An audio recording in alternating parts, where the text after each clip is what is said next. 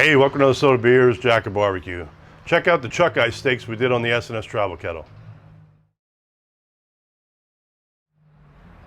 Hey, I'm Craig, man behind the camera's Jack.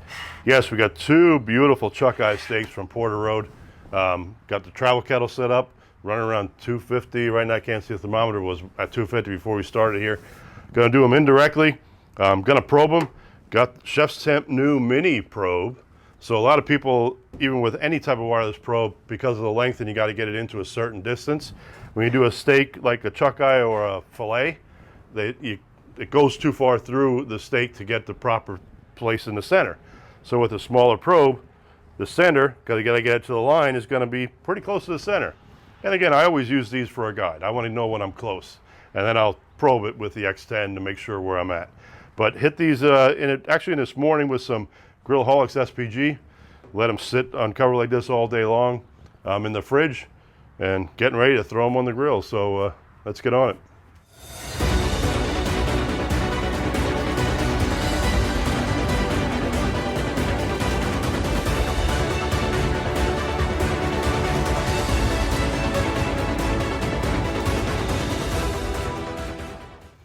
All right, let's get these on. It's running right at, it was actually a little bit higher than 250, but we're right there. So it's going to get these things warmed up. You can see how the probe in there to the line, and it's about halfway through the steak, so that's perfect.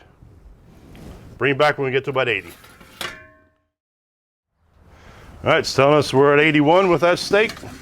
That's good enough for me to give it a flip.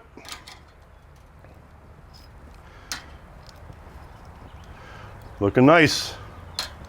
Like I said, we'll let these go to about 115, I'm thinking today, and then we'll start searing them off. So we'll show you the next step. All right, so the ChefsTemp Mini Probe's telling us we're close. Let's see what we got here for temperatures. It's exactly what it's saying, 114. And that one's a little bit thicker, so that's why I often put them in the thinner one. Yep, it was telling me 114. So I'm actually going to pull the small one off. We're going to let this one ride out for a little bit longer, like I said, to get that temperature to about 114, 115, which won't take long. And then we're going to bring you back to sear them off. So won't show you pulling that second one off. I'm going to pull this one off now, and then we'll get the grill cranked up. All right, let's start the searing. So I left the probe in there till just before. Right now, I wanted to see what it rose to, and the one you saw me pull at 114 rose to 122. So I'm going to do about a minute aside here and see how if it happens. If it gets too many flames, I might adjust my thought process on that, but going for a minute right now. All right, that's a minute. Oh yeah, it's looking good. That's getting a little bit of a crust going there, which is good. Got a little bit of a center flame happening there, so we might have to move these around a little bit, but go for another minute here. All right, there's another minute.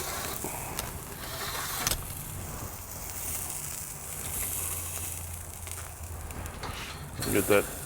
Seems like they're getting half the steak here is getting a nice sear on it. I think this will work out because like I said, we're getting those edges for half of it because of the way the flames are right now, but I think this will even it out these next 2 minutes here. All right, let's get our last flip going on here. Oh yeah. Got a little bit of a crust or a little on the edge out there, but I think we're gonna be fine. I might not go a full minute because of the amount of flame I got going on here. So we're gonna definitely finish these off with some nice crust. Just take a peek, we got a lot of flame happening here. Ooh, that looks good. Oh yeah.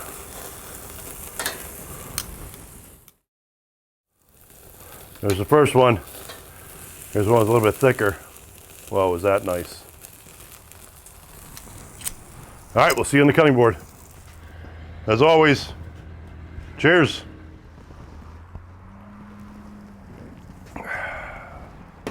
Here we are, into the cook. Two chuck eyes from Porter Road. Boy, it really worked out nice.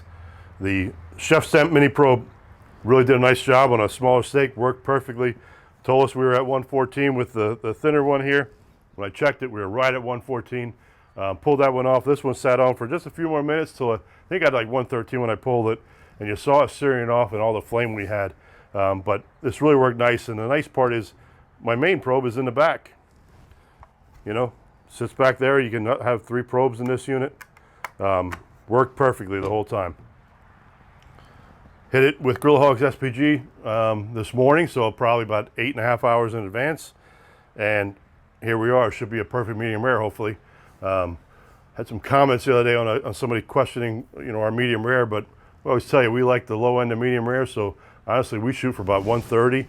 This rose to like 121 before we started searing it, so I'm assuming we're right around 130 right now.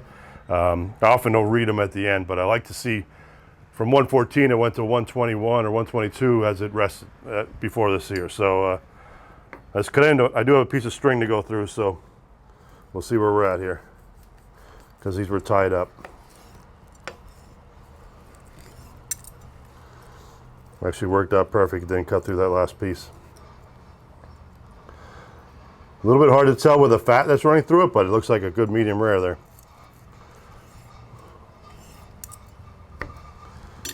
Oh, I love a chuck. I grew up, my younger days, chuck eye was the only meat I could afford, and it was good.